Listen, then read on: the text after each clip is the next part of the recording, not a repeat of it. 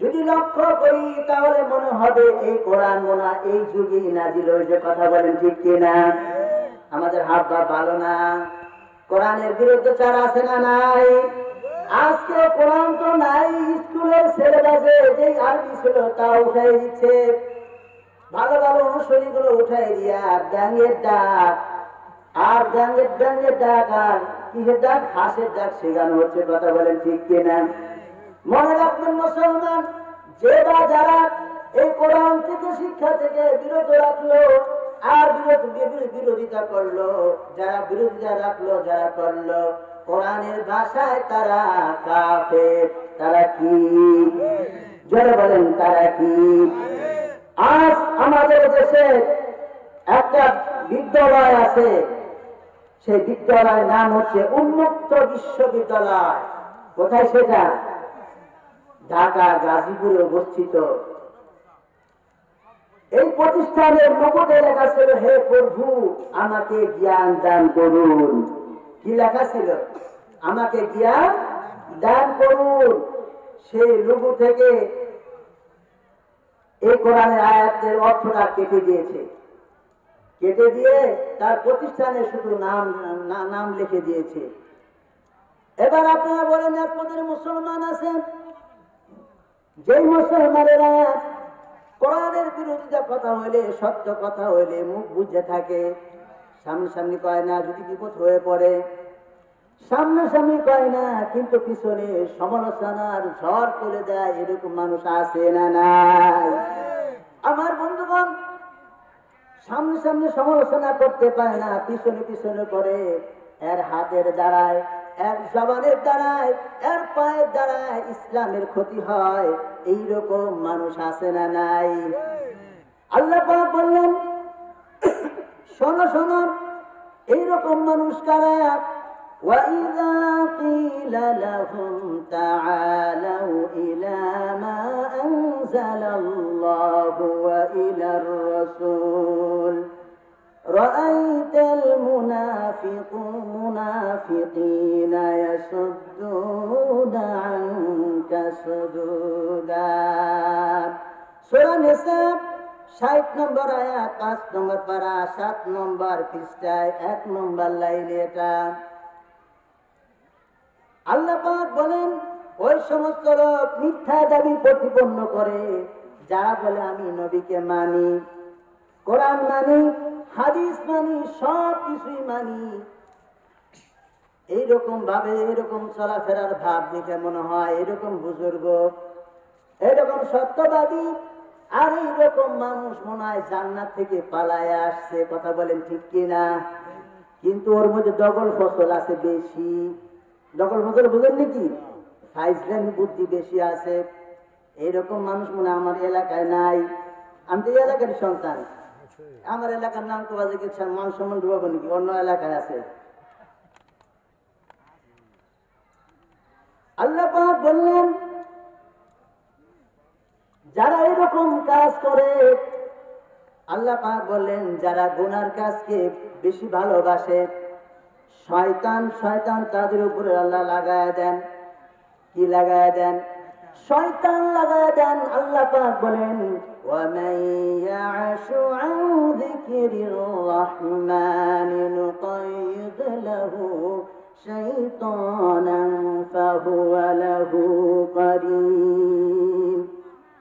সূরা যুখরুফ 34 নম্বর আয়াত, 25 নম্বর পারা, 11 নম্বর পৃষ্ঠা, 1 নম্বর লাইনে এটা।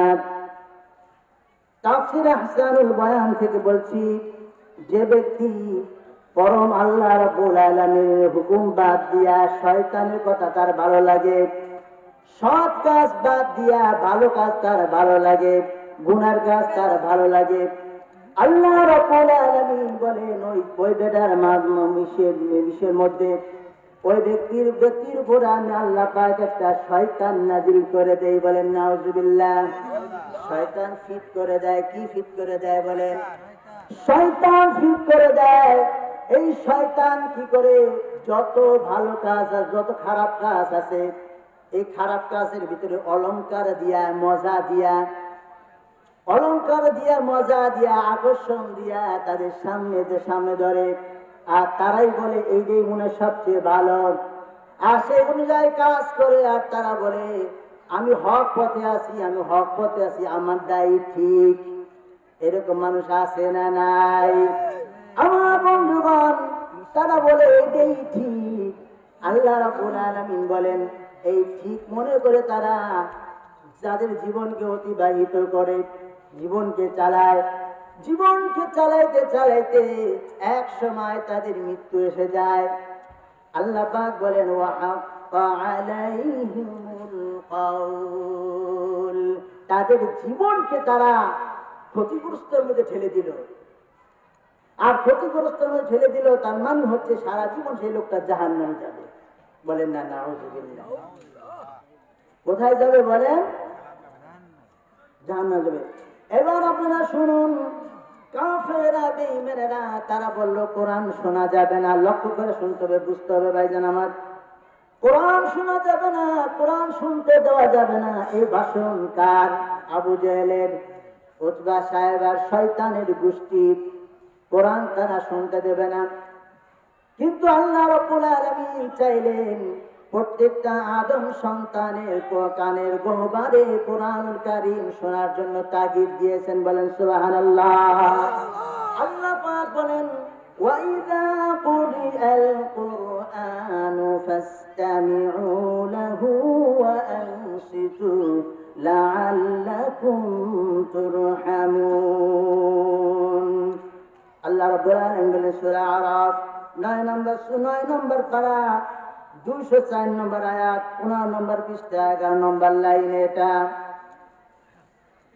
তাফসীরে আবু বকর জাকারিয়া থেকে বলছি। আল্লাহ রাব্বুল আলামিন বলেন শয়তান চায় তোমাদের কোরআন শুনতে দেবে না, কোরআনকে তোমরা শুনবে না, কোরআনের আওয়াজ যেন তোমাদের কান পর্যন্ত না পৌঁছায় যায়। ও দুনিয়ার মানুষ শুনে রাখো, তোমাদের সামনে আমার নবী যারা কোরআনুল কারীম তেলাওয়াত করে, যখন তোমাদের কর্ণবহরে পৌঁছায় যায় যে কোরআনুল কারীম তেলাওয়াত করতেছে, তোমরা চুপ থাকো। তোমরা কি থাকো? চুপ থাকো। আর কোরআন চুপ করে শোনো। শোনার কারণে আমি আল্লাহ পাক তোমাদের উপরে দয়া নাজিল করে দিব। সুবহানাল্লাহ। এবার এইদিকে বলে শয়তান বলে শুনো না, ওইদিকে বলে কি বলে? আল্লাহ পাক বলেন শোনো। শুনলে তোমাদের উপরে দয়া করা হবে, তোমাদের উপরে করুণা করা হবে। বলেন না সুবহানাল্লাহ। আমার বন্ধুগণ, আসুন আমরা একটু জিকির করি লা ইলাহা ইল্লাল্লাহ, লা ইলাহা ইল্লাল্লাহ, লা ইলাহা ইল্লাল্লাহ, লা ইলাহা ইল্লাল্লাহ,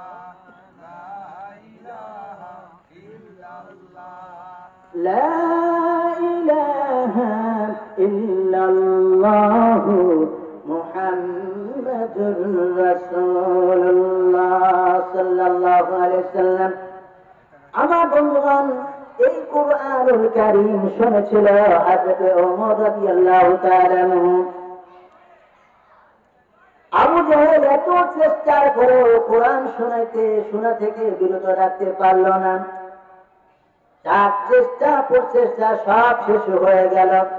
শেষ পর্যন্ত আবু জাহেল ওমরের কাছে বলল, ওমর রে, তুমি যদি মুহাম্মদকে মারতে পারো আর মুহাম্মদকে যদি কতল করে দিতে পারো, দুনিয়া থেকে বিদায় করে দিতে পারো, তাহলে আমি তোমার মন্ত্রী বানাবো, কিংবা 100 কালো উট তোমাকে উপহার দেব।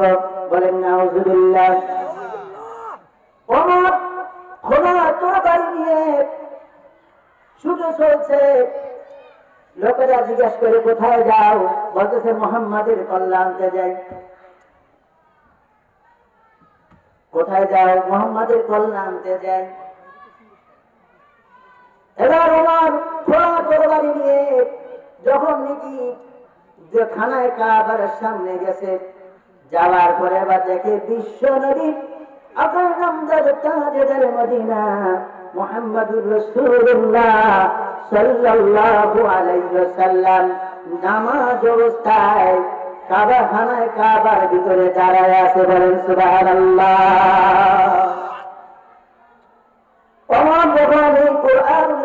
শুনতেছে শুনতেছে মনের মধ্যে স্প্রিয়া জেগে গেছে। এত সুন্দর কথা, এত সুন্দর বাক্য মোহাম্মদ পাইল কোথায়? জীবনত স্কুলে পড়ে নাই, জীবনতে কোন কারো কাছে কফারি বাতাসা কিছুই শিখে নাই। শিখছে নাকি? কিন্তু এত সুন্দর সুন্দর কথা কিভাবে সে বলেন? আমার মনে হয় ভূতে শিখায় দেয়। আপনি বলেন কিছু শিখায় দেয়? ভূতে শিখায় দেয়? নামাজের ভিতরে নবীজি কোরআন কারীম তেলাওয়াত করলেন। তিনি পড়ে নিচ্ছিলেন, তেলাওয়াত করতেছিলেন, ইন্নাহু লাকাউলু রাসূলিন কারীম। বলেন আল্লাহু আকবার। আমার বন্ধুগণ, নবীজি বলতেছিলেন এই কোরআন এক সম্মানিত রাসূলের মুখ দিয়া যিনি বের করে দেন তার নাম কি? বুঝেন নাই? আল্লাহ বলতে কি লজ্জা লাগে? ভয় লাগে? এই কথাগুলো বিশ্ব নবী মুহাম্মদুর রাসূলুল্লাহ সাল্লাল্লাহু আলাইহি ওয়াসাল্লামের মুখ দিয়ে যে বের করে দেন তার নাম কি? আবার জোরে বলেন, তার নাম কি? সাহাবা আঙ্গুল উঁচু করে বলে, তার নাম কি? আল্লাহ পাক যখন এই কথা শোনার সাথে সাথে, রাসূলের এই কথা শোনার সাথে সাথে তিনি আশঙ্কে গেলেন, কিরে আমার মনের কথা মনে হয় জানিয়ে ফেললো, এই কি অবস্থা? এমন হয় মুহাম্মদ কবি হয়ে গেছে। কি হয়ে গেছে? মুহাম্মদ কবি হয়ে গেছে। রাসূল তারপরে আয়াত তেলাওয়াত করলেন। রাসূল পড়ছিলেন, তেলাওয়াত করছিলেন, ওয়া মা হুয়া বিকাউলি শাইর কালিলাম মা তুমিনুন। সুবহানাল্লাহ। তখন পড়তেছিলেন, ইহা কোন কবির রচনা নয়, আমরা অল্পই বিশ্বাস করি, এটা কবির কোন কথা নয়, আমরা বিশ্বাস করি না। তাই আজকে আমার বন্ধুগণ, আমরা যারা ওয়াজ শুনতে এসেছি, আমরা যারা এসেছি তারা কিছু কথা শুনবো, কিছু কথা মানবো। আমরা তো সবাই এসেছিলাম, কিন্তু একদল মানুষ ওই রাস্তায় চিল্লাফালা করতেছে। কোথায় চিল্লাফালা করতেছে? রাস্তায় যারা চিল্লাফালা করতেছে। এক হাজি হজ করতে গেছে থানায় কাবার সামনে, ওই রাস্তায় তিনি যাতায়াত করে, একটা সিএনজি আলাদা ডাক দিছে, ভাই এদিক দাঁড়াও। ভাই কোথায় যাবেন? থানায় কাবায় যাব। তো আমাকে নিয়ে যাও। উঠছে সেখানে, ওঠার পরে এবার বলতেছে, ভাই এখানে আপনি ড্রাইভারি করেন, বাঙালি মানুষ, কত বছর ধরে ড্রাইভারি করেন? 12 বছর। কত বছর? 12 বছর ড্রাইভারি করে। ভাই হজ করছেন কয়বার? বলছে একবারও না। একবারও না। ভাই কেন করেন না? তখন সময় পাই না। কি পাই না? সময় পাই না। এই যাত্রী টানতে টানতে ছুটে আবার চাকরি হয়ে যায়, নিয়ে যায়, এরকম করতে তো সময় হয় নাই। বন্ধুগণ আমার মনে রাখবেন, ইজ্জতের মালিককে, নেক আমল করার তৌফিক কে দেন? আল্লাহ পাক দেন। নেক আমলের তৌফিক যদি আল্লাহ না দেন, কেউ নেক আমল করতে পারবে না। পারবে কি? আমার বন্ধুগণ, ঈমান যদি মজবুত না হয়, আমাদের তো এমন ঈমান আছে, হোমিও ওষুধ ছিলেন, হোমিও ওষুধের বোতল খায় কতটুকু? এতটুকু থাকে না। এক বোতল পানিতে কি গোসল হবে? হ্যাঁ, রান্না বান্না হবে? ওজু পানি হবে? বন্ধুগণ আমার, আমাদের ঈমান এতটুকু আছে যে ঈমানের দ্বারা এর মাহফিলের কথা হচ্ছে, রাস্তা থেকে কোরআনের প্যান্ডেল আসতে পারে না। আজ ঠিক না? কথা ঠিক কিনা বলেন? আমাদের ঈমান ততটুকু যে ফজরের নামাজ, ফজর নামাজের সময় মুয়াজ্জিন যখন বলে আসসালাতু খায়রুম মিনান নাওম, আমাদের ঈমান দিয়ে আমরা পারি না সেই একটাকে লাথি মেরে দিয়ে নামাজের জামাতে শরীক হতে পারি কি? পারি না। এজন্য আমাদের ঈমান কি করতে হবে? মজবুত করতে হবে, আল্লাহর কাছে দোয়া করতে হবে, আল্লাহ জীবনে যতদিন বেঁচে আছি, আল্লাহ তুমি ঈমানের সাথে রাখো, আমলের সাথে রাখো। আমার দ্বারা এই কোরআনের সততা দেখে কত ইহুদি খ্রিস্টান পর্যন্ত মুসলমান হয়ে গেল, ঠিক কিনা বলেন? আমার বন্ধুগণ, ডাক্তার মরিস বুকাইলি নাম মনে হয় শুনছেন আপনারা। এই লোকটা 12টা ডিগ্রির উপরে তিনি জ্ঞান অর্জন করছেন, পিএইচডি করছেন। এক পর্যায়ে তিনি কালিমা পড়ে মুসলমান হয়ে গেছে, বলেন সুবহানাল্লাহ। আমার বন্ধুগণ, তাকে জিজ্ঞাসা করা হলো, পর্যটক তারা জিজ্ঞাসা করছে, সাংবাদিকরা তারা জিজ্ঞাসা করলো, ভাই আপনি মুসলমান গ্রহণ করলেন কেন? আপনি অনেক জ্ঞানী। তিনি বলতেছেন, ভাই আমি রামায়ণ পড়েছি, ত্রিপিটক পড়েছি, বাইবেল পড়েছি, ইনজিল কিতাব পড়েছি, তাওরাত কিতাব পড়েছি। আমি গবেষণা করে দেখেছি 100 বছর আগের বাইবেলের সাথে বর্তমান বাইবেলের কোনো মিল নাই। 100 বছর আগের ইনজিল কিতাবের সাথে বর্তমান ইনজিল কিতাবের কোনো মিল নাই। 100 বছর আগের মহাভারতের সাথে বর্তমান মহাভারতের সাথে মিল নাই। আমি মনে মনে ভাবলাম 100 বছর আগের কোরআনের সাথে বর্তমান ছাপা কোরআন শরীফের সাথে গরমিল দেখতে পাবো। আমি আগে শিখলাম ভুল ধরার জন্য। যখন থেকে আমি 100 বছর আগের কোরআন শরীফ তালাশ করা শুরু করলাম, পাই না, কোথাও পাই না। এক সময় মিশরের কায়রোতে জাদুঘরে আমি পেয়ে গেলাম 100 বছর আগের কোরআন শরীফ, 5 ধরনের কম্পিউটার। আমি সেই কম্পিউটার, সেই 100 বছর আগের কোরআন শরীফ ধরার জন্য হাতটা বেড়ে দিলাম, ধরার জন্য হাতটা টান টান করে দিয়েছি, ধরে নিয়ে আসবো।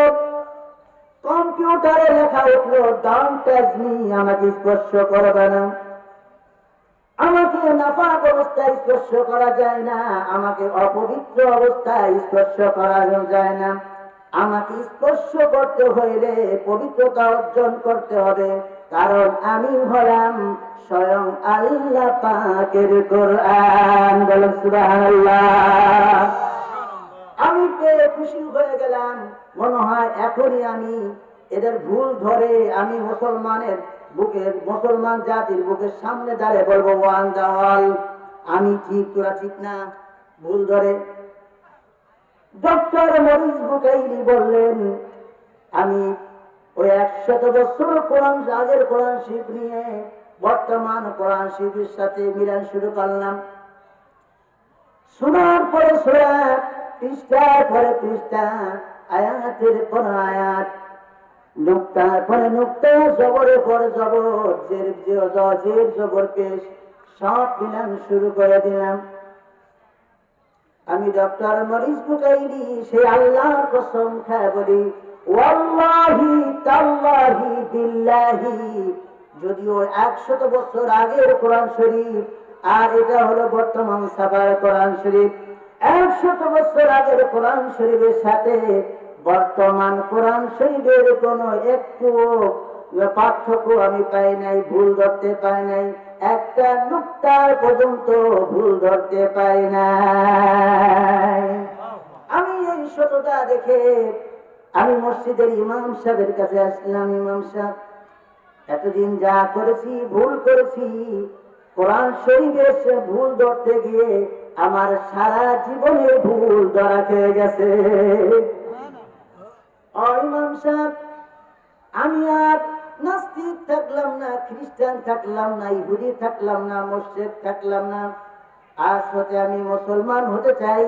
ও ইমাম সাহেব, আমাকে পড়ায়া দেন লা ইলাহা ইল্লাল্লাহু মুহাম্মাদুর রাসূলুল্লাহ সাল্লাল্লাহু আলাইহি ওয়াসাল্লাম।